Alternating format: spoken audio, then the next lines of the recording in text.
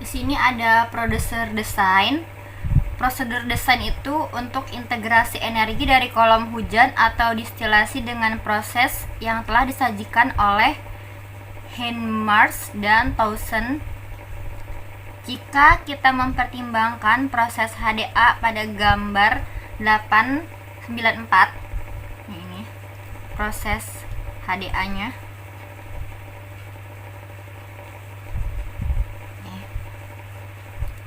Dan mengembangkan diagram suhu entalpi komposit untuk sekumpulan aliran tertentu, diperoleh hasil yang ditunjukkan pada gambar 895.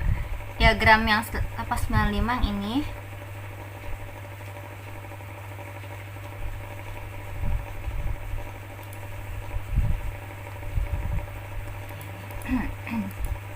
nah, yang 895 yang ini. Nah, di diagram ini itu menunjukkan bahwa kondensor kolom dan reboiler jatuh melintasi mencubit, yang bisa dikatakan bukan situasi yang diinginkan.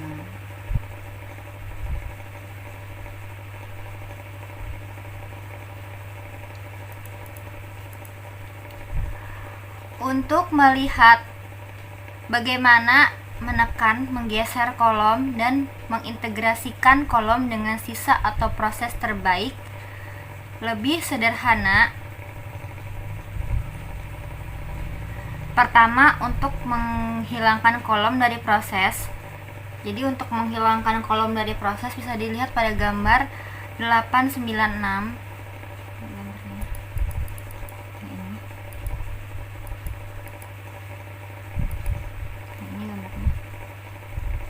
Jadi ini 896 itu untuk menghilangkan kolom-kolomnya dari proses. Lalu dan untuk mempertimbangkan integrasi energi proses tanpa kolom, saya lihat di 9 yang 91 ini.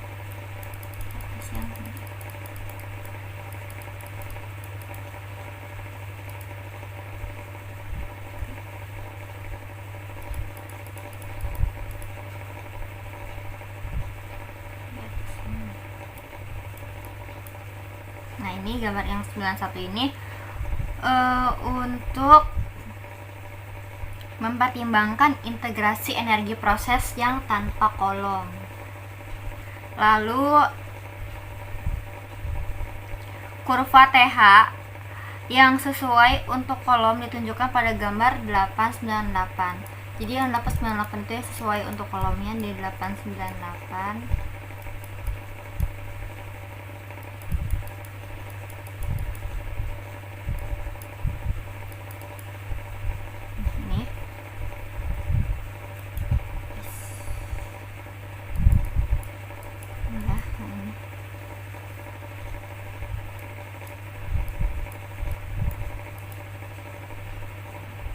Yang sesuai untuk kolom ditunjukkan pada gambar 898 yang tadi, dan kita dapat memindahkan kurva ini dengan pressure shifting.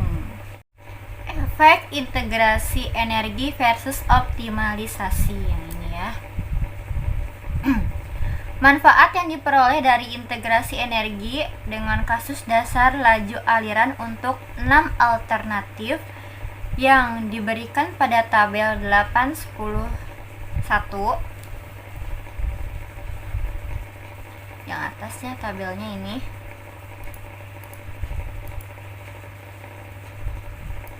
Nah, ini tabel ini.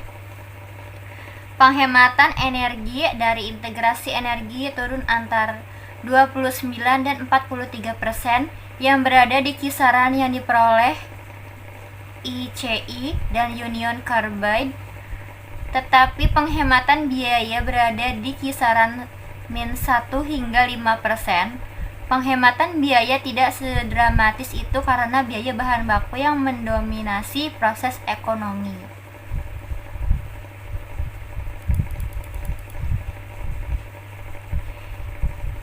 Jika dioptimalkan dari masing-masing alternatif proses, kita dapat memperoleh hasil yang ditunjukkan pada tabel 812 yang ini tabelnya. Jika sudah dioptimalkan, Di sini dapat menghemat biaya di kisaran 21 hingga 26%. 26% yang cukup dramatis. Integrasi energi biaya di kisaran 21 sampai 26%. Integrasi yang ditingkatkan telah memungkinkan untuk meningkatkan aliran daur ulang yang dapat menurunkan biaya bahan baku. Aliran daur ulang yang meningkat sebenarnya meningkatkan konsumsi utilitas, tetapi penghematan pada bahan baku lebih besar dari sekedar mengimbangi peningkatan biaya energi.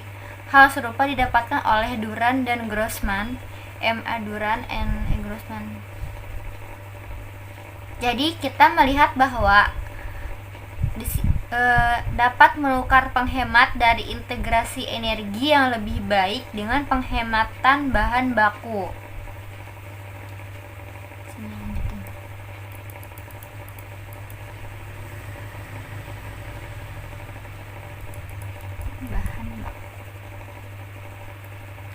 Kepentingan relatif bahan mentah dan mudah dinilai dengan melihat diagram biaya pada gambar 8.10.8 di bawah, yaitu buat diagram biayanya, di mana biaya bahan baku dinyatakan melebihi persyaratan stokiometri, dan diagram yang terlihat bahwa penghematan bahan baku jauh lebih penting daripada penghematan energi untuk proses HDA.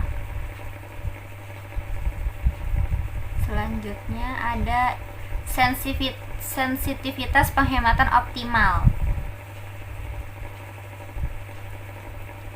Beberapa nilai untuk variabel desain optimal untuk 6 alternatif,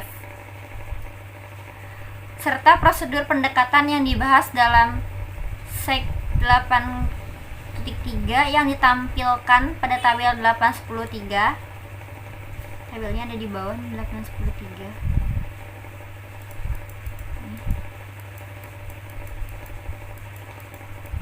Tabelnya. Hasil dari kasus ini menunjukkan bahwa aliran optimum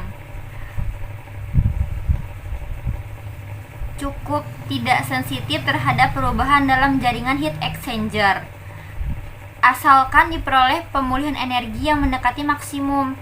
Terlebih lagi, seperti yang diharapkan, variabel desain yang signifikan sesuai dengan konversi pembersihan. Kita akan membahas sebuah soal ya di sini. Soal 8.11.4. Calculate the optimum value of delta Tm for the problem present in Sec 8.1. Assume that the overall heat transfer coefficient for all stream mass is equal to U-nya itu 50 BTU per hour, Ft pangkat 3 per Fahrenheit ya. Ini bisa dilihat, ini buat sectionnya, datanya dapat dari tabel ini. Di sini kita mempunyai persamaan Q-nya itu U dikali AS dikali sama delta Tmin, di mana delta Tmin itu, di mana Q-nya itu heat transfer, U-nya itu overall heat transfer coefficient, yang A-nya wall area-nya atau areanya, dan dt-nya itu dt itu delta t-nya T1 min T2. Di sini ada juga temperatur difference of overall dalam Celsius dan Fahrenheit. Nah, di sini juga ada ininya, penjelasannya ya. Yang biru ini buat itu cold side atau pendingin, yang merah ini buat hot side atau yang pemanasnya. Di sini ada cold side process in, jadi dia masuk ya, cold side-nya masuk 90 derajat Fahrenheit masuk. Di sini juga ada hot side process in, yang hotnya masuk juga 250 derajat Fahrenheit. Di sini ada yang hotnya keluar 120 derajat Fahrenheit, ini cold side-nya, proses out-nya 150 derajat Fahrenheit.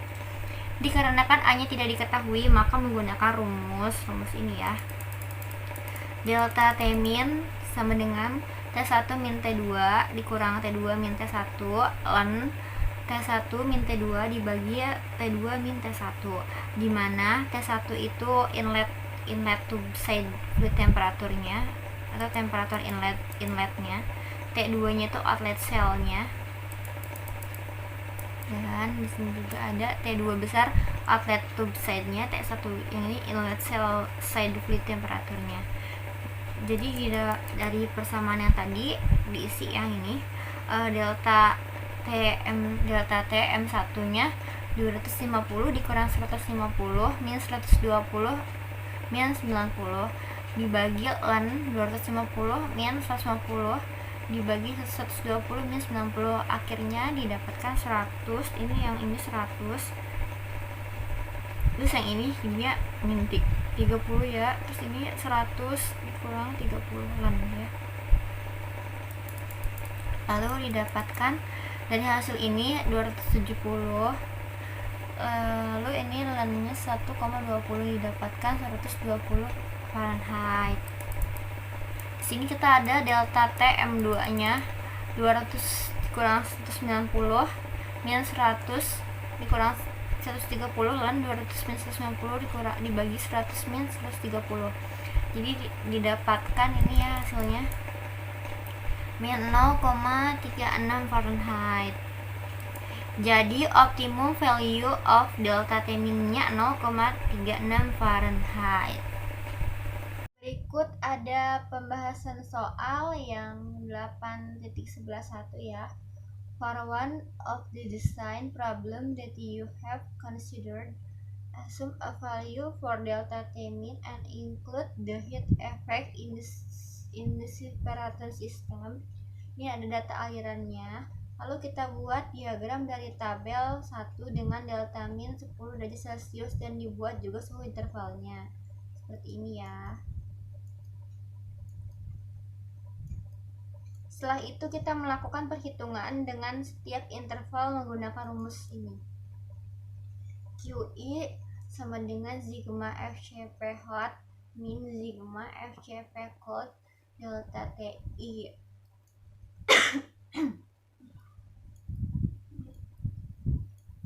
Perlu diperhatikan bahwa perhitungan panas setiap interval dihitung berdasarkan aliran yang berada dalam satu interval tersebut.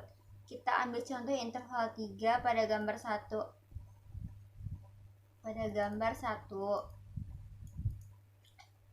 Aliran yang terlibat itu terdiri dari aliran hot 1, aliran hot 2, aliran cold 2. Jadi perhitungannya seperti ini. Jadi pada interval ini perhitungannya sekian, interval 2 perhitungannya sekian, interval 3 perhitungannya sekian, sampai ke interval 7. Yang A, calculate the minimum heating and cooling requirements for the process and find the pinch temperature.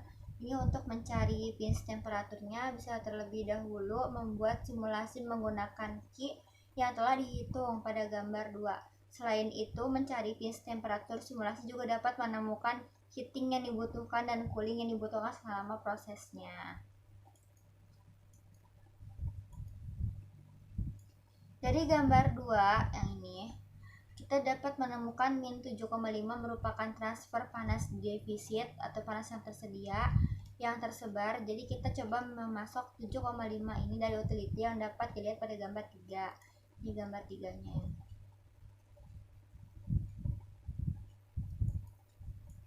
Lalu dapat dilihat terjadi 0 transfer pada gambar 3 yang dapat diartikan tidak terjadi transfer panas ke bawahnya, atau dengan kata lain dapat disimpulkan letak pinch temperatur terjadi di T 150 derajat Celcius pada hot dan T 140 derajat Celcius pada cold pada dingin, serta panas dari utilitas sebesar 7,5 MW dan cooling requirement-nya sebesar 10,0 MW.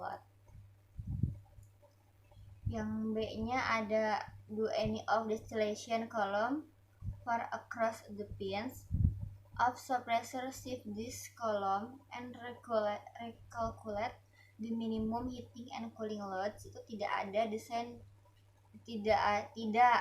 ini tidak menggunakan distillation column. Yang C ada design a heat exchanger network for above and below the pins and calculate the codes. Dapat dilihat pada gambar 4 di mana terdapat 4 aliran yang terbagi oleh pins temperaturnya ini. Sebelum mendesain jaringan heat exchanger, mari kita hitung entalpi masing-masing aliran di bagian atas dan bawah pins temperatur menggunakan rumus H sama dengan FCP dikali delta T. Nah, untuk aliran 1 didapat hanya 15, untuk yang B-nya itu 16,5, untuk aliran 2 hanya 12,5, untuk B-nya 17,5, untuk aliran 3, untuk yang aliran 3 itu untuk A-nya itu untuk cold 1 ya, aliran 3 A-nya 8, B-nya 24. Untuk 4 aliran cold 2, dingin 2 hanya 27 yang 4. Setelah kita bagi saja gambar 4 menjadi dua bagian atas pins dan bagian bawah pins, mari kita buat desain untuk bagian atas pins. Ini desain buat atas pinsnya. Melakukan mesh dengan menggunakan aturan sebagai berikut. FCPC lebih besar dari FCPH, di mana C itu cold, hanya hot. Jadi memasangkan aliran hot dengan aliran dingin yang memenuhi aturan tersebut. Setelah itu dipasangkan, kita dapat melakukan pemasangan H1, C1, H2, C2. Ini seperti ini ya. Kemudian besar exchangernya kita lihat yang lebih kecil dari H entalpi keduanya. Contoh H1 C1 besar exchangernya 8 karena H hot lebih besar dari H cold sama halnya dengan H2 dan C2. Besar exchangernya 12,5 karena H panas lebih kecil daripada H dingin.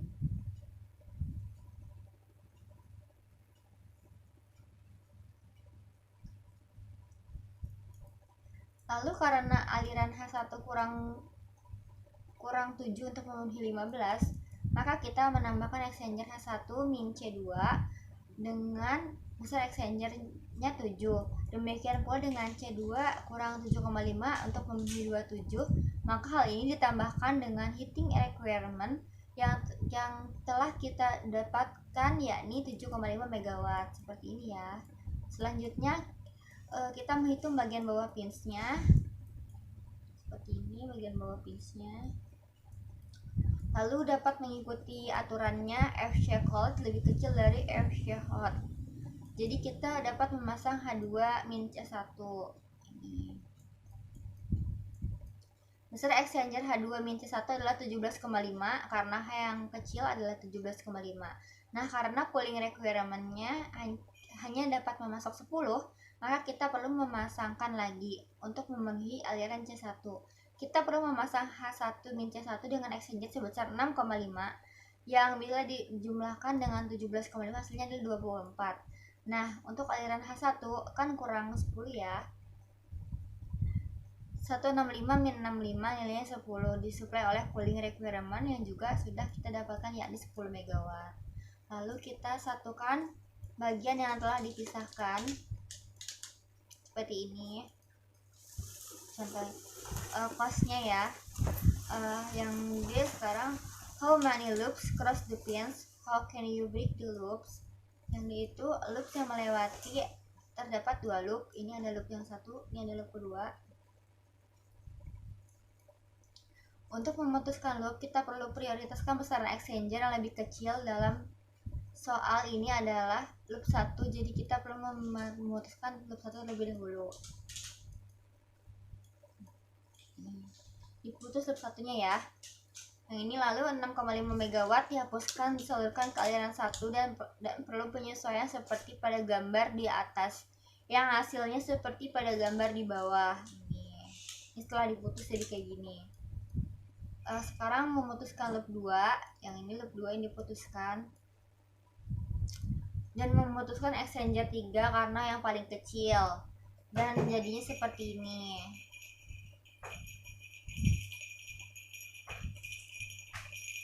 Gambar di atas merupakan hasil yang telah dipotong. Tadi yang loop 1 dan loop 2, terus menghilangkan exchanger 3 juga udah. Pada halaman 274 ini ya, gambar yang di atas adalah diagram T terhadap H atau entalpi untuk proses HDA, hydrodeacylation of toluene, di mana garis RPS reaktor produk stream berada dalam aliran panas dalam gambar di bawahnya, sedangkan untuk RFS-nya atau reaktor feed stream berada pada aliran dingin, di mana seperti yang tertera pada penjelasan gambar bahwa PCC adalah produk kolom kondenser dan RCC adalah recycle kolom kondenser, sedangkan PCR, SCR, dan RCR masing-masing berarti produk stabilizer dan